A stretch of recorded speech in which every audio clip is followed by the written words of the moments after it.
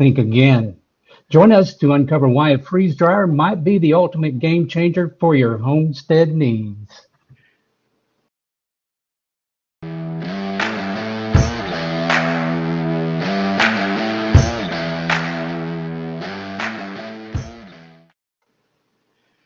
Good evening, ladies and gentlemen. Welcome back to the Farm to Table Direct Show. Thanks for tuning in and joining us for another fun-filled, information-packed show.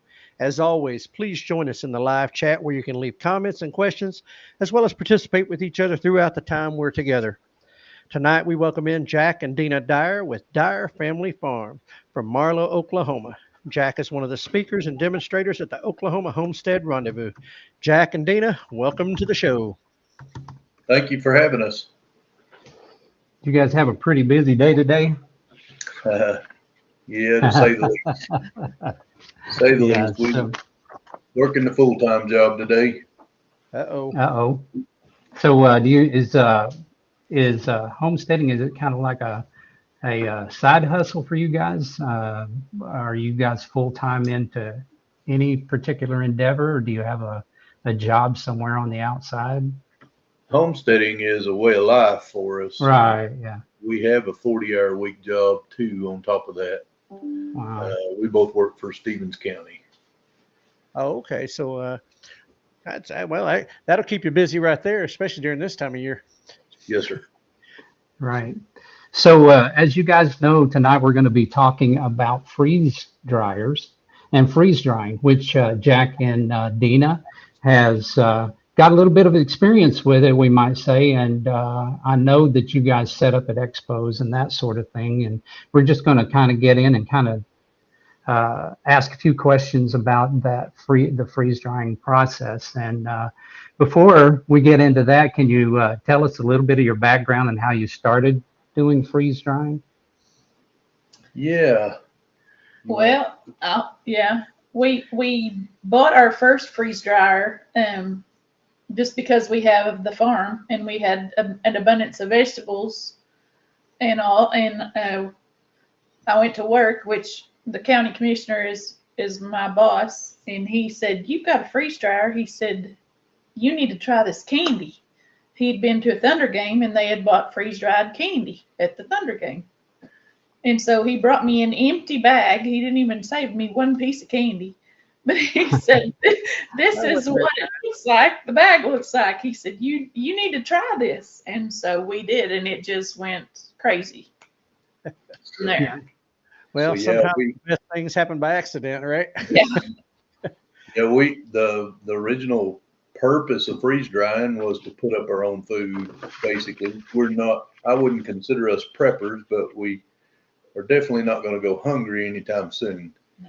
And we Right. have greenhouse and high tunnels, and we have a full-blown farm that a freeze dryer is very beneficial for. Mhm. Right. So we're going to get into later, some of the things that you can use in a freeze dryer. But I've got one that's right on top of my head because it's a love of my life, and that is coffee. Can you freeze dry coffee? Yes, You I can. have done Yes. coffee, and I wouldn't do it again. No. Really? Well, if you want freeze dried coffee, just go buy Folgers. Well, right. And that's what I was thinking because, I'm a coffee roaster. So I didn't know if you could do that or not. And I always wondered, how do they get those crystals like that? And so we were talking a little bit earlier and Ryan said something about it. And I said, Yeah, I I was didn't even think curious. about that. So yes, it will freeze dry the coffee. I made a whole pot of coffee. My favorite is Dunkin' Donuts, but we also roast our own green coffee beans, and Oh, good. we haven't in a while, but we've got plenty we could do now. But I poured that whole cup of coffee into the freeze dryer and freeze dried it. It took 30, 40 hours, something like that. And then when I got it out, it made about 2 cups of coffee. So it was That really was good it. coffee. It was good coffee, but I turned the pot into 2 cups. Oh my. And That's a that big was loss. a 10 cup. Yes, sir. Yes, sir. Okay. All right. I got you. And then I had another question that was brought up, and I know this, this is off script a little bit, but MREs. We just Right. wondered if y'all wanted to start doing this because of, I know that you are in the service, and I imagine you've had your share of MREs. That's with mine and your share, and Uh, Yeah. I had- I, we lived on them, absolutely lived on them. But right.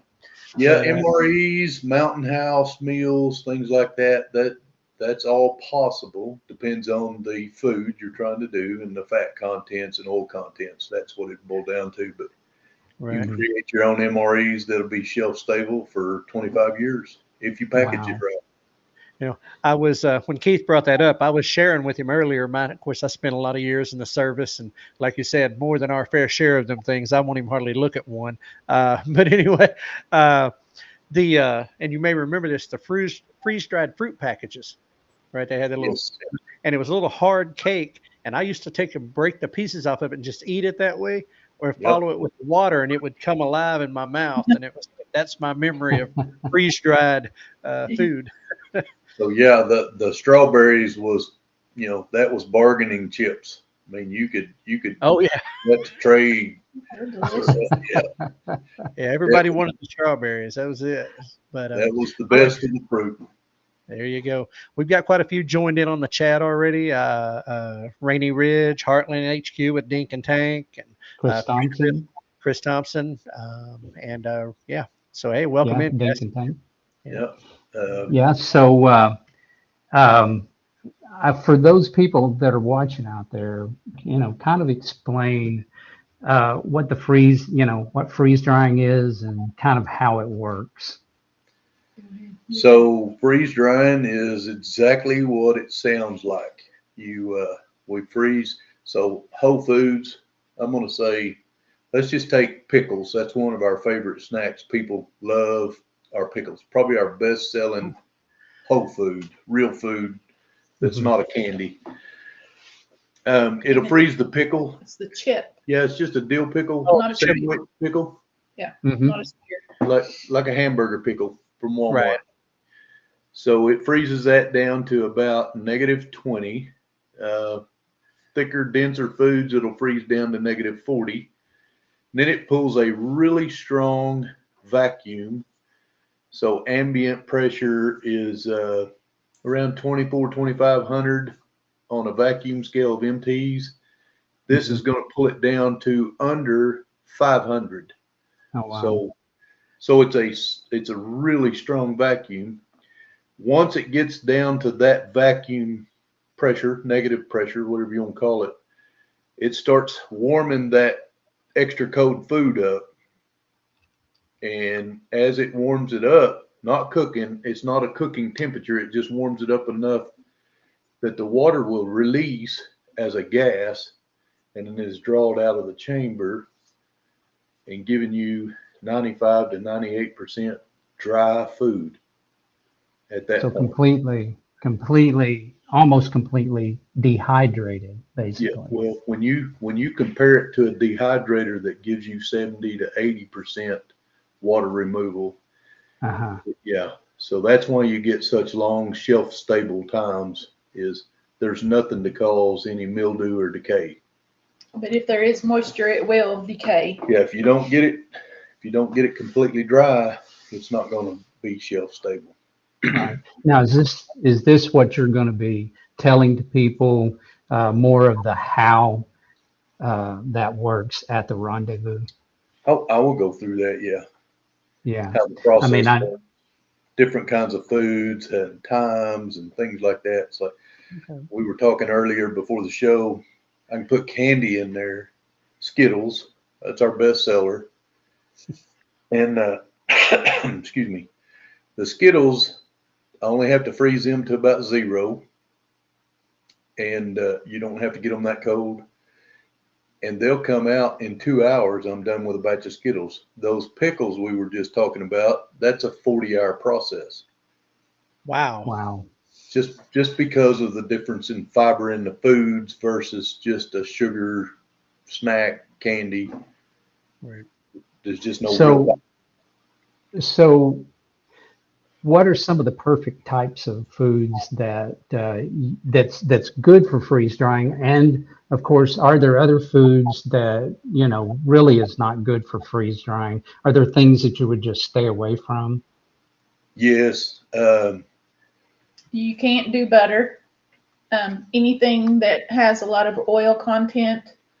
Chocolate does not freeze dry, not by itself. Now you can do some candies that have some chocolate in them. Thin layers. Mhm. For instance, the what is that sugar-free? Russell Stover Russell sugar-free, but it's like Mhm. it has caramel covered with chocolate.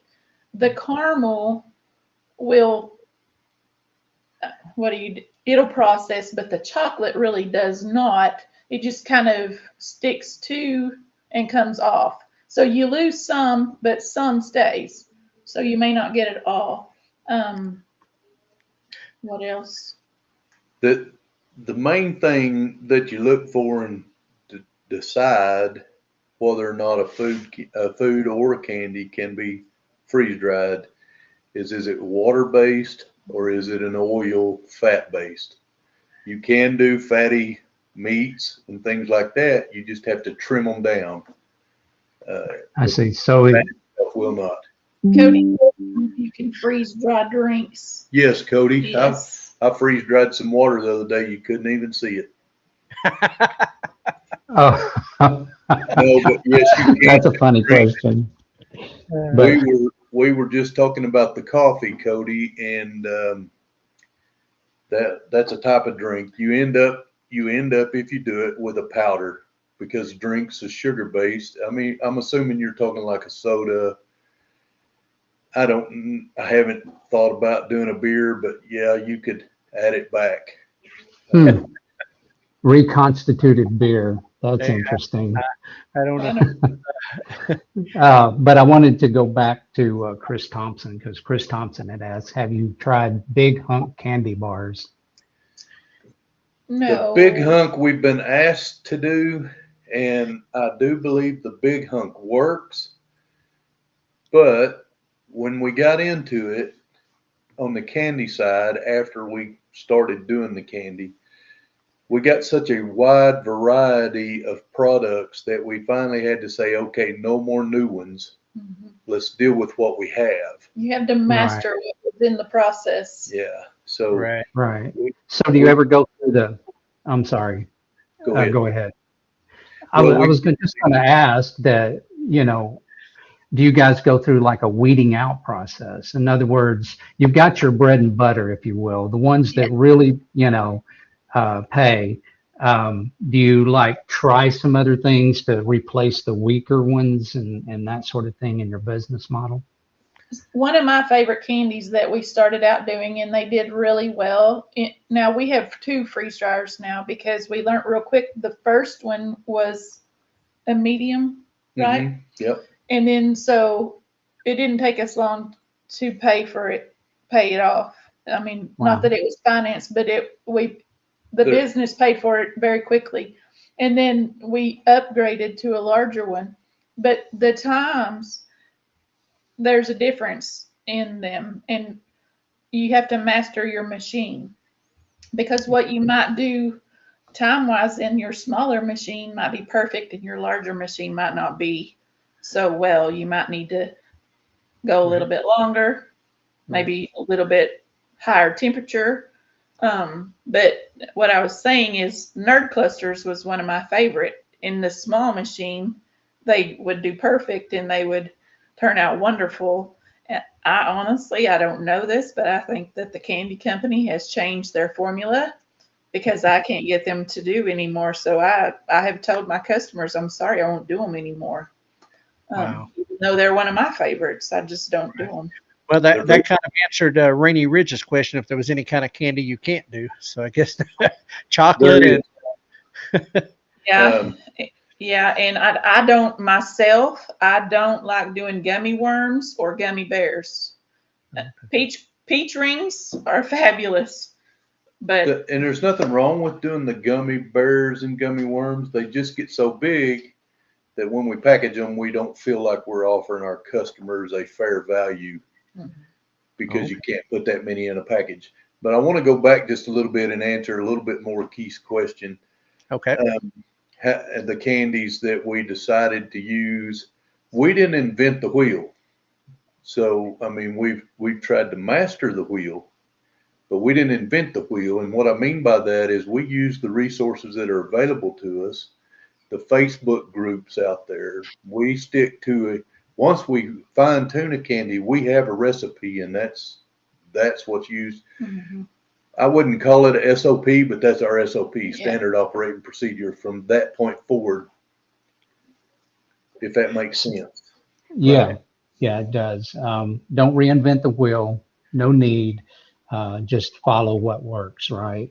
You know, it's like sell what sells, make what you can make, and what other people have had success in doing. Freeze-dried candy makers is a great resource. That's one of our biggest resources when we got started. And there's an ebook that we purchased, and they have a lot of resources in the ebook. You have to purchase it, of course, you know, but once you purchase it, you download, print it.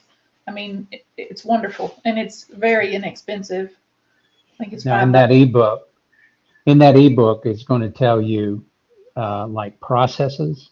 It does, and it does it for specific brands of candy. It tells you the temperatures, the time, you know. But like I said, with your machine, there may be variations with the size of your machine. Right. But Well, now, when you said that about the machine, Dina, have you guys caught up now with the new larger machine and changed your operating procedure there already? Okay, and now you're comfortable with that. Yeah. Well, jump in the chat right quick. Sure. E&D Livestock said, "Hey Dina, hey Jack, Keith, Ryan. Good to see y'all guys on here, man. Hope everything is going well up there in y'all's neck of the woods with the tornadoes and stuff up there y'all had as well. And hope y'all are feeling better as well." And Dink and Tank said raspberries and blueberries, yum. So. Yes. Real food is delicious. It's delicious. Yeah, I'm going to talk, probably lean a little more toward real food in the conversation or in the presentations when I'm at the rendezvous, Oklahoma Homestead Rendezvous. Right. Reason being is because that's going to lean more toward homesteading and prepping. There's an element of prepping to that, but Sure. You know, and what I might point out, since you brought that up, is that it seems to me that there's kind of two sides to this. And one of them is like when you want to make a business, you would go into the candy side of it and to the sweets and the types of things that's sellable like that. But if you're talking about homesteading and stocking and storing food, then, you know, you might gear, you know, part of it, because but what the point that I wanted to make is that I think both of those things are relevant for you know, for the rendezvous, and I'll tell you why. Because there's a lot of people out there that have homestead channels, right? Yes. And they're listening to this stuff, and I had one guy that chimed in and said, who don't want a freeze dryer? You know, it was the better question, right? And so a lot of people are thinking about getting into it, but they may be getting into it for financial reasons, or they may be getting into it for, you know, just for prepping and food storage and that sort of thing. And both of those are extremely valid in the homesteading community. And that's really what I think anyway. What do you think about that? Keith, I agree. I hear a lot of people say, I really want a freeze dryer, but I can't afford it. It's too expensive. And we thought the same way. And this was before we ever even dreamed of having a business around the freeze dryer. But what I'm going to tell you is, if you're willing to put a little money up front, and I'm not going to talk dollars, you guys probably seen how expensive freeze dryers are. Mm-hmm. We've got 2 freeze dryers. We have stainless steel. We have an LLC. We got the license from the state. We have a trailer with logos that pulls our equipment and our displays and everything around that. we were able to pay for within a couple of months in a freeze-dried candy business.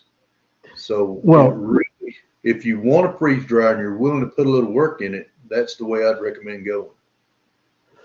So, if somebody did decide to do that and they got into it, and I'm just going to ask, do they have financing options for those for people who don't have the cash to just do it? I mean, I know that your advice and my advice to anybody out there would be, man, if you can just pay cash for it, you're so much better off. But, you know, there are think people they out do. there who think, I think they do. I don't think we got Harvest Right. There's other brands out there. I would Right. support Harvest Right. I think it's the best one out there. I would also tell people to deal directly with Harvest Right. Mhm. They do have a layaway. I don't know about a payment plan. And the reason I say deal directly with Harvest Right, I have an affiliate link. They can come and go directly to Harvest Right through us. right, I don't care if they don't, but the bigger Right. reason is the service through Harvest Right is better than going to your big box store and buying the same freeze dryer for the same money. I The see. price is set by Harvest Right, so you're not going to get a different deal at Harvest Right than you will at the big box. No, It's and going to they, be the same price. they have sales on them. I mean, throughout the year, they throw sales on them. The So other waiting thing for a I sell. say, go ahead. I'm sorry. So you're saying waiting for a sell is probably a good idea, Yeah, and just know that they do. they do throw Yes, they sales. do. And they offer incentives too, because we had, after we had bought ours, and I don't know that they still do this, but at the time they did offer an incentive if we would go and leave a, what do you call that? A review. Reviews. We had to leave 5 reviews and send them the Proof. verification of the review, and then they gave us credit. And with that credit, then we went and bought additional supplies that went with the machine, like an extra set of trays. Because when you have an extra set of trays, you can speed the process up. If, say, we're doing pickles or coffee or whatever, eggs, anything that needed to be froze, anything but It's a candy, good tip. because candy does not have to freeze. But so, like, your real food needs to freeze before it goes through the freeze drying process. So if you have an extra set of trays, you can fill those trays, put them in your deep freezer, and let them freeze for a couple of days. Then get your freeze dryer going, put them in there, and it saves your freeze dryer from having to take it to freezing. Okay. So it saves you time. Hey, there's a tip. Shannon Vickers chimed in on Facebook, said would be interested in the homesteading aspect and what size would be best just for home use, not business. I would always recommend to get the biggest one you can afford. Absolutely. The medium is a great size, and that's the one you see out a lot in the big box stores. What you're going to run into is if you're doing a large batch of, say, garden vegetables, it's going to be the time aspect. It's not like canning where you can go back to back to back, because you're going to have 40 hours, not a couple hours on the stove. Right. Now, the long-term benefit outweighs that short cycle of canning, 2 or 3 years on the shelf versus 25 years on the shelf. But yeah, always get the largest one you can afford. Yeah, once I you- think that's really good advice. Mhm. And once you do that, though, like, say you're doing tomatoes, say you do sliced green tomatoes, because say you want to do fried green tomatoes when you reconstitute them. So you could do fried green tomatoes in the wintertime. Right. But like if you did red tomatoes, then you get them dried. You could make tomato powder to add to soup, or, I mean, it's the possibilities are endless. Okay. Yeah. Rainy Ridge, they'd ask if when you do meat, or if you do your meat, does it come out like jerky? It does not, Tina and Eric. That's Rainy Ridge's name, Tina and Eric. Imagine that's Tina. She's usually the question asker. It does not. It comes out brittle. It'll crumble instead of tear like a jerky, because there's no water left to hold the fibers together. Okay. But awesome. I know E&D just said he said they just had $500 off. They keep going back and forth talking about harvest rate. Yes. They do that a lot. Yeah. And Leah Chriswell over there, Homestead in a Box with Leah, just said, just did 5 dozen eggs. Medium is great for backyard homestead. And said, keep in mind the big ones have to have special wiring. So, Yeah. Well, There's that. we don't have the extra large. We've got the large and can still be ran on 110 circuit. You Okay. can get Oh, okay. 220, but we're on 110 circuit. No special wiring needed. But each For one the of large. ours has their own. Each one of ours is on its own. I did put its own breaker on. There's nothing Right. else on it. So Right. And with that, I would recommend that with any freeze dryer. You don't want any other electrical draw on that same circuit. so, and for those of us who always ask that question to ourselves about if it should be on its own breaker, is it a 15 amp, 20 amp breaker? What do you recommend on that, just for those who might want to know? I got them on 20s. You got them on 20s. I Okay. got them on 20s, All right. and that's recommended. I see. Okay. All right. And so earlier you said something about the storage of it Yes. and how long that they would last. And you gave 2 pretty widespread time frames. Like you said, one was 25 years and another one was a much shorter period. Can you kind of talk to that just a little bit? So it's all around the water. It's all around the water and the packaging. You get all the water out on a freeze dried and package it correctly. And what I mean by that is a good heavy Mylar bag. Does not have to be vacuum sealed. A lot of people prefer to vacuum seal it, but a Mylar bag with an oxygen absorber, a fresh oxygen absorber. And then you got 25 year shelf stable and beyond. I know I've eaten some 5-year-old canned foods but most of the time when you're talking about canning, you're looking at a 3-year window. So they recommend, but Right. So that brings up another question. How long have you gone, or how old have you actually tasted reconstituted freeze-dried food? just a couple of years on ours because we hadn't been in it that long. But Right. on them MREs Right. we were talking about earlier, There you go. I seen some dates 5 to 7 years on those. Same stuff. It's just commercial freeze dryer. You know, the public freeze dryers wasn't available back then. right. Excuse me. So we're going to bring Rainey Ridge back up. I think he's had a question here. Yeah, she had a question about making soup with it. It's a great thing Yes. to do with it. Yes. A lot of people, soup's an easy reconstitution too. A lot of people, that's another question that a lot of people ask is, how do you know how much water to add back? Like MREs, they didn't give us a specific amount of water. You just did it till you knew you liked it. And we can talk that all day long. I'm sure we got some stories about it too. Oh, yeah. But the best way to know how to reconstitute your food is to weigh it before, put it in your tray ready to go in the freeze dryer and weigh that. And know how many servings is on that tray. Then when it's freeze dried and you're ready to package, you weigh it again and you deduct that from the original weight. That's your water weight that's missing. Divide that water weight by the number of servings, and that's how much water you would add back to each serving.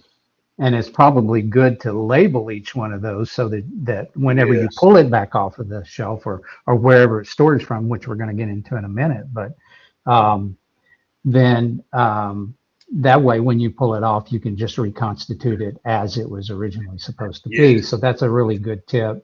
And Chris, real quick, she was asking what type of wattage does it pull? And I know the reason that she asked, because they are Completely off.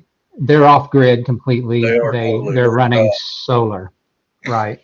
And so So I'm sure that they're majorly concerned with, something like that for those who are on solar. I don't know if you've researched any of that, I but have, go ahead. I don't have it on the top of my head, the wattage. Do you remember? I've heard that they don't pull more than like a dehydrator.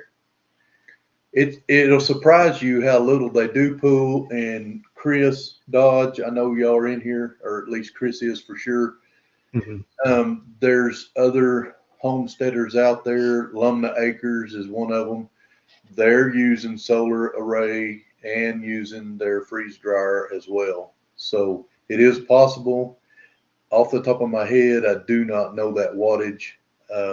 We did all that research when we had to find out, I wanted to know if there was any profit in the candy and how much electricity we was burning. We figured the wattage, we figured the time in, we figured packaging and ink to print the labels and everything but our physical time we figured in there so that we would know whether or not it was really a viable business worth chasing.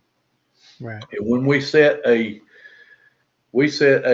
dollar amount, probably not the best way, but we set a dollar amount that we thought at our very first event, if we hit this, then it's going to be okay. Then we can make this a business, and we tripled it.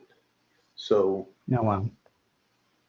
it's really low cost on the front end, lower than you might think, even on a 40-hour batch of what it's drawing and how much, I know she's not worried about cost because she's off grid. She's worried about the actual wattage draw, but Right. it's lower than you think. And Chris, I'll try to get you, I got her contact information. I'll try to get you a better answer than that when we're not on here live. That'd be good to have for the. Yeah. Make a note to reach out to Chris and get her that information. She said her dehydrator pulls 660. So. Right. And 660 is not terrible. I've got a coffee machine that runs 1800 and we run it on a 15 amp breaker. Okay. So, anyway, let's see. Cost is always a concern. I understand that, Chris. It is with all of us, and there, it doesn't matter if you got $1 million sitting in the bank or $10 sitting in the bank. Well, you true. always have to ask good questions, right, about that, because you don't need to just throw your money away. Right. So, we're going to have to move on a little bit. We're already into this thing 38 minutes. So, that question right quick is as far as just common mistakes that, beginners should avoid when they're starting up with this. The biggest mistake I would say is Not letting it go long enough, taking it out before it's completely done. Taking it out, rushing it, overloading it, putting too much in there, things like that. And not doing enough research about the food first, what it's made of, because that's the key. You don't want to waste 40 hours in a machine and find out then you can't use it. Let somebody else that's already made that mistake tell you. And that's why you were saying don't reinvent the wheel. You Exactly. purchased a guidebook, if you will. Yes. And have you come across anything that the guidebook itself does not cover? Well, that guidebook covers candy only. Oh, I see. Not Only food, candy. just candy. I got you. Because it was actually made, because he actually had two books, one on how to do candy and the other one was how to sell it, which I've never read the how to sell it. I don't have any problem selling. It sold itself, honestly. But I tell you the secret to selling. This is my own formula. Don't let anybody walk by your booth without at least greeting them and talking to them and give out samples. You got it. We will outsell a booth right beside us with the exact same product if they do not do those two things. Yep. Yeah. That's a very good tip, and I appreciate you sharing that because, like I said, there's a lot of people that's probably in this audience that's either here with us now or maybe at some point in the future. They've got a homestead and they're really interested in, making profit off of their homestead, because we all know that homesteading a farm, ranch, or whatever you happen to have, it ain't cheap. Well, let me add this. The candy business, if you're going to make it a viable business, is a very busy business. We have a nursery plant business as well. We have high tunnels, greenhouses. All of that got no attention for the first year because we were so busy with the candy business. So if it's a side hustle, whatever you want to call it, be prepared for that. It will eliminate your other side hustles.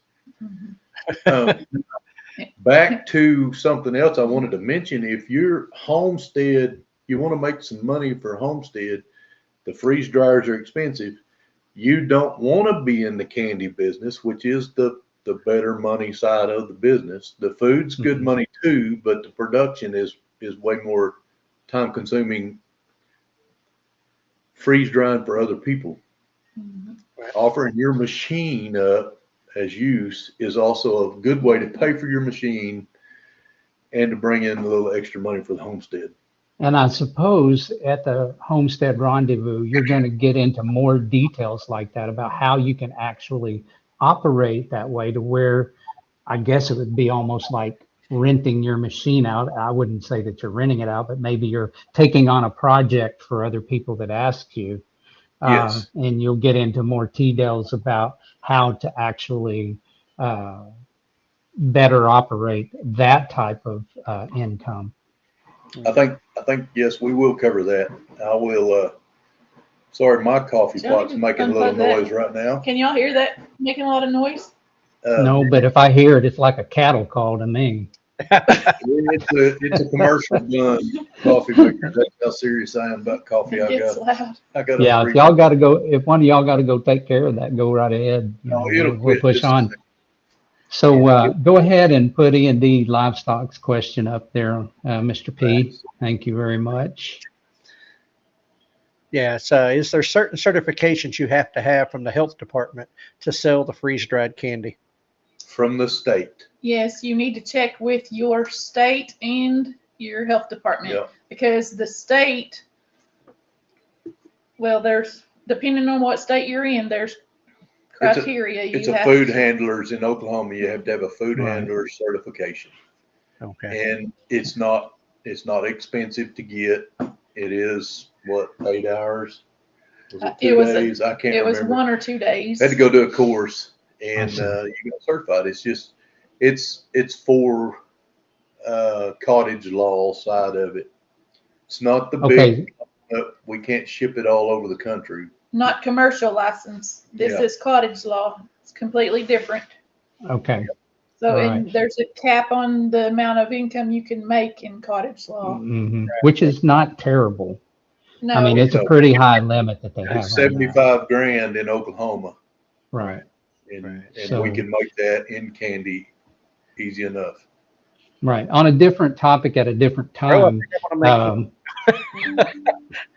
On a different topic on a different time, I'd like to talk to you guys about, we're producing coffee. We have we got a coffee roaster. I roast coffee, but I'm not legal to do it and change it on site. But we have a roaster out of California that roasts our coffee for us and sends it to us. But that cottage industry, you guys had to go an additional step than some other people have to go. You had to go to this class, and I may have to do the same thing, and that's what I was talking about. But anyway, let's roll back into this, because we've got some other questions. What are some of the benefits of freeze drying that you'll be highlighting at the event? The benefits, and what we're going to talk about is not the how, but why would somebody want to? The biggest benefit is I'm going to try to do a comparison between, let's say, canning versus fermentation versus dehydration. All of these are methods of preserving food, right? And the freeze dryer. The biggest thing is going to be the shelf life. The second biggest thing is now I like fermented foods. I love fermented foods, and we do that too, not for sale. But the flavor difference when you dehydrate something or you can something, it's actually cooking it a little bit, depending on your method. Some water bathing, not so much, but you know what I'm saying? You're cooking it. You never bring a freeze-dried food to a cooking temperature. You do warm it to get the water to come out, but you never. So by not doing that at a cooking temperature, you don't lose flavor. You don't lose your minerals and your vitamins. All of those things will stay in your food. Nutritional value. Nutritional value. That's what I was searching for. Up to and over 90% of that will stay in. That's amazing. Yeah, and that's a big deal in the homesteading community. I mean, we hear it all the time about, how you let your food be your medicine, right? Yes. And the better we eat, and especially if we're doing it on a local basis, we know the farmer, we know the supplier, producer, then we know what's in it, and what's not in it may be more important. Right. It's not cooked out. The nutrients aren't cooked out of it. We're not herbalists or anything, but that is also another thing. All your natural medicines, like you mentioned, can all be freeze dried and stored a lot longer than just air dried. Oh, wow. Which is a common way, is just air drying. We did herbs. Actually, we have a video on that on his YouTube channel because he went to the grocery store one day and they had cilantro on sale. He said, "What do you have in the freeze dryer today?" And I said, "Why?" He said, "Well, they have cilantro." It was, I don't know, I think It's like 15 cents a pound or something. It was spent super like cheap. $2 or $3 on like 17 bundles of cilantro. I said, "Get every one of them." And we still have cilantro. Yeah, So, that's amazing. The deal. When you get a bumper crop come in, you can put it up for long term and focus on growing something else the next year. We grew garlic 3 years ago and we still don't need garlic. It's fabulous. Because we freeze dried. We did put some up in the freezer to use immediately, but that's another way you could do a rotational grow that way on the homestead. And really hit something heavy one year. The next year you won't have to grow that. Maybe even 2 or 3 years you won't have to, because you grew such a good supply the first time. Yeah. If that makes sense. Yeah, it does. So that's an actual economic savings, even at that, just for the simple fact you're not having to keep growing the same thing over and over again every year. I mean, that's. And you don't have to freeze it to keep it. There you go. So you're saving. You mentioned, you alluded to it a little bit ago, Keith, how we store it. Just on a shelf. It doesn't have to be out of direct sunlight. It doesn't hurt to be out of direct sunlight. Right. Does that make sense? You do not have to have it in a dark area. Canning's going to keep better in a darker room. Right. The Mylar bags does not let sunlight through, so it does not affect it. That's a really big up point about freeze drying. You almost sold me just on that alone. But I'm going to tell you something else that somebody said to me here a couple of years back. Well, with the rise in food prices, you go out today and you either raise it or you buy it off of the shelf. You come home, you freeze dry it, and 3 years later, the prices are through the roof on that very same item. Isn't it the same thing as putting your money in a very good savings account? Yes. Because you're going to get a return on your investment simply by freeze drying that over long periods of time, reconstituted it when the prices are more stupid than they are right now. Who was it that mentioned they freeze dried eggs a while ago? Somebody earlier. Leah. Let's just take that eggs. Eggs 2 years ago, eggs post that disease thing that we had problem with in 2020. Right. Or pre and post. Compare those two. Just how many eggs. We can put up dozens of eggs in one batch. Yeah. And if you had to buy those back, it's a big difference. And you're exactly right, Keith. Yeah. Yeah, that's what we've been doing. We've been purchasing prep foods for quite a while that we store in my basement, and And whenever we pull something off the shelf today, I'm thinking, man, we saved a lot of money because that same thing has really went through the roof in the last couple of years, Yes, And yes. so that's a good point, and I think that people out there listening, think of it like getting a good return on your investment food wise whenever you store like that. And I did not know that you didn't need anything that you didn't. It doesn't matter where you store it, shade, sunlight, whatever, because it's dehydrated, obviously. So Freeze I dried. always think, you're right, freeze dried. And so what I'm driving at here is that you don't have to worry about the electric going out. Exactly. Exactly. How many, we've had it to where we had a freezer that went out. We lost everything in that freezer. And I've seen people on Facebook and YouTube has done the exact same thing, that they've had a whole freezer full of things that have just completely ruined. They had to throw it We away. have to. Yes, that is a huge selling point. We have to. It's a huge loss. Huge, Yeah. huge loss when you're losing like a whole hog or a half a side yeah. of beef. Or 2 deer and a whole bunch of Hundreds geese. of thousands of dollars right there. I mean, that's Yeah. God forbid, but let's talk about, this tornado that just went through Valley View, Texas, that we've been heavily involved with. It's an Army buddy of mine, family down there. Right. They didn't have freeze-dried food. They pretty much lost everything. Even though their freezers and stuff were not turned over, they had no way to maintain it to be cool. Right. You know what I'm saying? So it's Still only don't. going to go so long, and then Been it's a 3 loss. days. They still don't. Right. You're saying, especially when it's 80 degrees, 90 degrees outside, That same food freeze dried, as long as it wasn't torn up in the storm, would still be good food Okay. until you needed it. So if it's okay, I want to kind of take us in a little bit different direction right now. Go ahead. And we're going to talk about community and networking. Okay. We're in the homestead community, wonderful community. And I kind of just want to know, how has that been instrumental in the success of your freeze drying business? Go ahead. Well, one, it's our best customers. Best customers.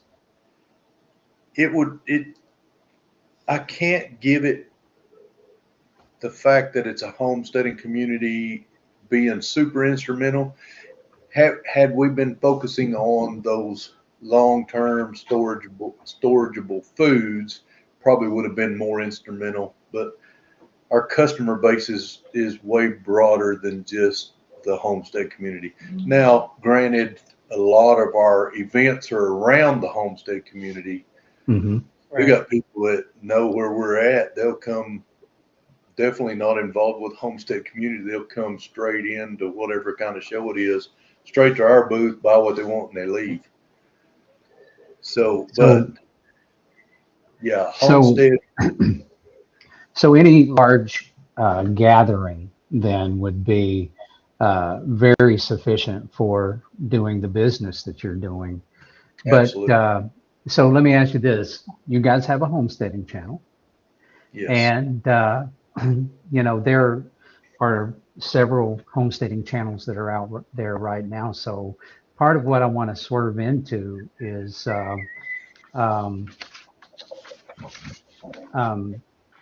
why did you guys get started in the homesteading, building a homesteading channel? Was it a source of income? You wanted to be a part of the community? What kind of got you guys rolling in that aspect? Well, it was our life. And really, the reason I wanted to do it, the YouTube, we've got 500 and something videos out there that my kids and grandkids can look at, can see. It's a place for our lives to be recorded.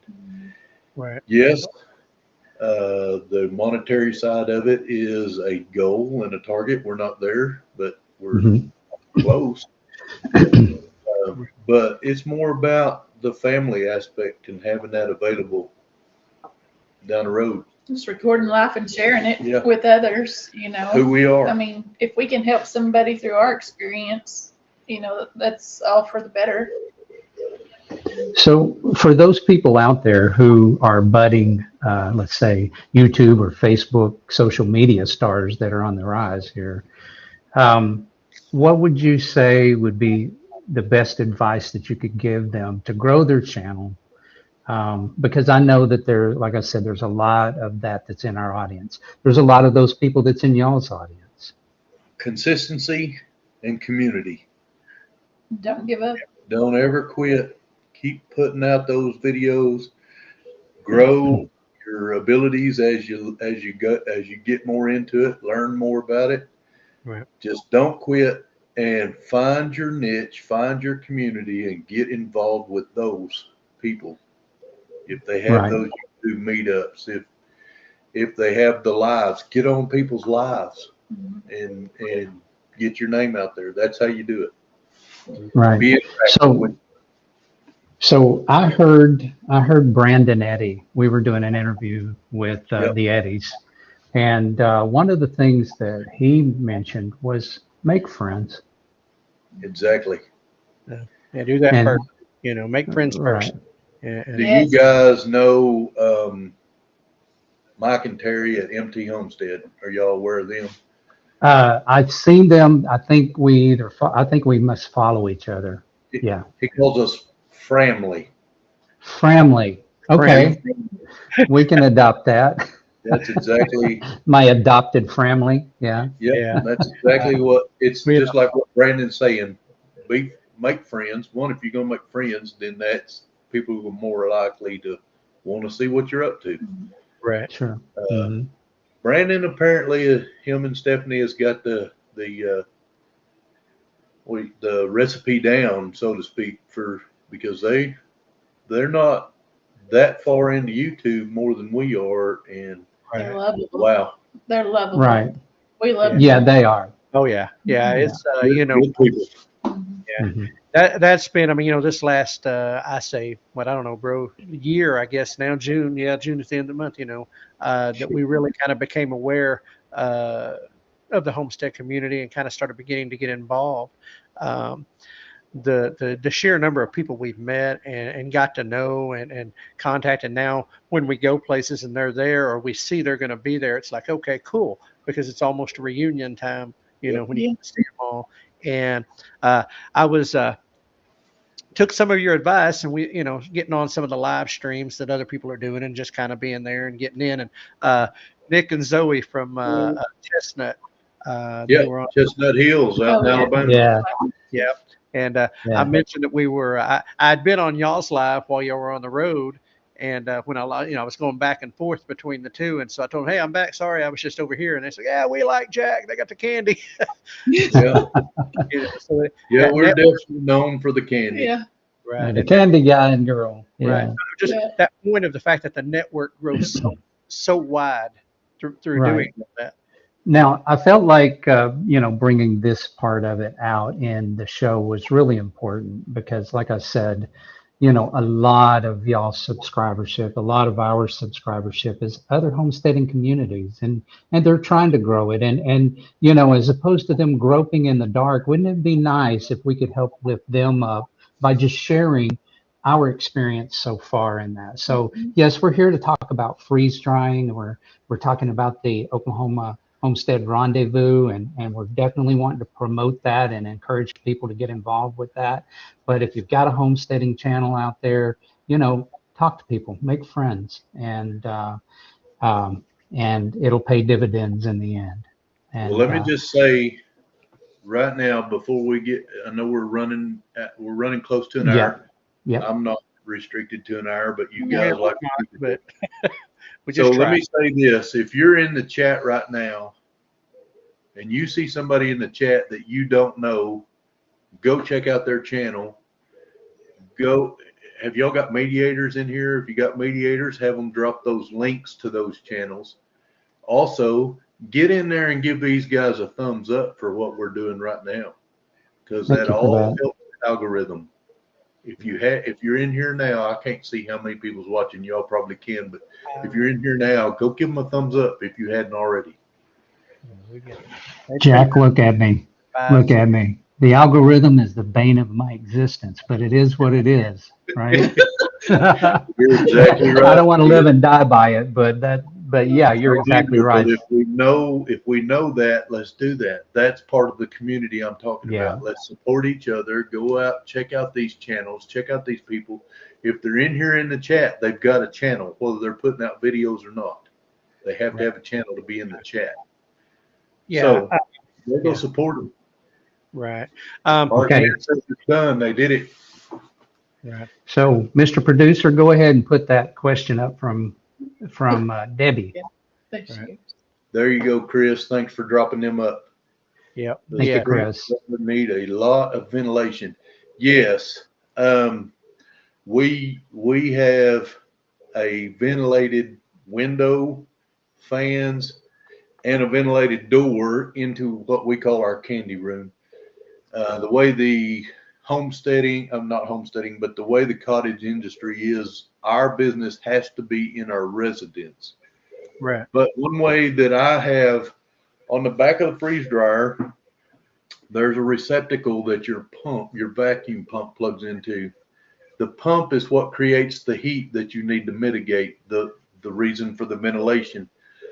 Those little medical fans that you get in the hospital, those little ones, I got one clipped to every pump. And so when it calls for the pump to come on, it also calls for that fan to come on. And just, there's easy ways around the ventilation. But yeah, it'll heat a room up. Right. So, let me put TD Rose up here. Lift that up. Just laughing. Yeah. TD Rose, it says, hi, y'all. I think David is convinced now on the freeze dryer. Thank you. Well, I just wanted to say to you guys, get with Jack over here, use his affiliate link. It doesn't cost you 1 cent more to go through that particular link, and just want to, do our part to, push, if you guys have a link, I don't know if y'all can drop it in or not. Let me push that out right quick. I'm Sure. just going to say you can go to our channel, Dyer Family Farm, and that link is in there. Diane, you and David will not regret getting that freeze dryer. That's TD Rose that just popped up there. We know them, met them through YouTube and through the Okie Homesteading, and good people. Yeah. Debbie Heron said, thank you all. I'm going to purchase one. And so, Debbie, I'm convinced now too. So Debbie, you weren't the only one convinced in this show that we should be doing that. I think the only way you'll regret buying a freeze dryer is if you don't use it. You just bought it and put it in your house. Right. There is some science to it, but don't give up on it. I mean, Right. It's an investment. Don't get it and get frustrated. Figure it out. Just work with it. It'll work. And don't reinvent the wheel. Get on those Facebook groups out there that's already giving you the information you need. Right. It's really not complicated. The oil changes are simple. That's something I can do. This is private chat you're putting. I know, that but link I'm in. sending it to them. I'm typing in my link. But I would say, while we're working on that, I mean, I guess kind of, y'all keep up with the market and with the field. Is there, kind of any upcoming kind of like innovations or upcoming things in the field that are changing or getting better, or is it just sticking with the tried and true? I thought hard about this. Now, you guys gave me the pre-questions, at least what we were going to try to stick to, and as you well know, lives have their own direction a lot of times. Yeah. And we didn't get to all those questions. I don't know of any innovation I'm looking forward to that I know about. I will say there has been some innovation with the size of the trays. So you can now convert an older unit to take an extra tray, things like that. Okay. And depending on what you're putting in there, if you're putting candy in, that's not always beneficial. Right. because candy swells, but real food does not swell that way. So it is a benefit if you're doing eggs or meat, or we got pulled pork and salsa and all kinds of stuff. You Man, I'm coming to your house for dinner. It's Yeah. left over from a wedding. you got From our son's yeah. wedding. It's like, we can't throw this away. It's You still got a left. 24-year window to make it here for some of that because it's only been on the shelf for a year. That's good. I don't need that big of a window. Right. But bro, is there anything else? I'm going to try to go ahead and get it wrapped up. More for the audience. Well, let's If just say there's any questions that anybody has out there, feel free to reach out to us even after the fact. But before we get out of here, we we got some, just want to say, a few things about, why we're doing this speaker series right now. These people that the Farm to Table is going to be doing interviews with are people that's going to be speaking at the Oklahoma Homesteading Rendezvous. Now, we want to just give you kind of a foretaste of that so that you guys know what to look forward to out there. And for all of you guys that are actually involved, especially some of the team members that's in the room with us right now, we appreciate you guys showing up, sharing it out there, getting the information out, because the way that we're successful with this is by helping each other. Absolutely. Let's look at it. Let's look at it from this point of view. The Farm to Table Direct Show, we have a small circle of friends. Well, Jack and Dina, they have a small circle of friends too. And if all of these circles of friends would help each other out, well, that makes a pretty big circle. And so together we can make a difference. As a matter of fact, we've been pushing the the hashtag Stronger Together. Last year it was Keep It Local, and we still say that as one of our hashtags. But we also want to say that all of us together are stronger. And right now, that's what we need as a homestead community. That's also what we need in America. That's also what we need in the world, because people, we are the solution to the problems we see going on in the world. And we appreciate you guys really, really a whole lot. Hashtag Stronger Together. And so we appreciate you guys showing up. Bro, what have we got coming up in 2 weeks on the 11th? Well, 2 weeks on the 11th. So 2 weeks from tonight, the 11th, we are going to be talking with Stuart and Ashley from Restoration Farms. They're going to be talking about homeschooling at the rendezvous. So we're going to get into that hot button issue right there. It's a trending issue, and more people are looking that direction. And I will promise you, when you get in to sit down with Stuart and Ashley, expand your hat size, because your brain's going to grow with knowledge. As well. Because they are something else. But that's that. We've got a schedule of speakers, and we're going to get that out pretty quick. I don't have it with me tonight, the complete list, but let's just say Red Feather Farms and several others that are on the speaker list that we're going to be having coming up over the next few months, all the way leading into the rendezvous. So Right. be on the lookout every 2 weeks, and then as we get closer, we'll have some dates where we go back to back, week to week. By the way, bro, that is starting in July, if I can break in just a minute. We start the heavy schedule like almost every single week starting in July, almost all the way up to the rendezvous. So we've got a fully booked out schedule, and I'm really excited to be able to interview a lot of the speakers that's there. I feel very privileged that they have allowed us to do so.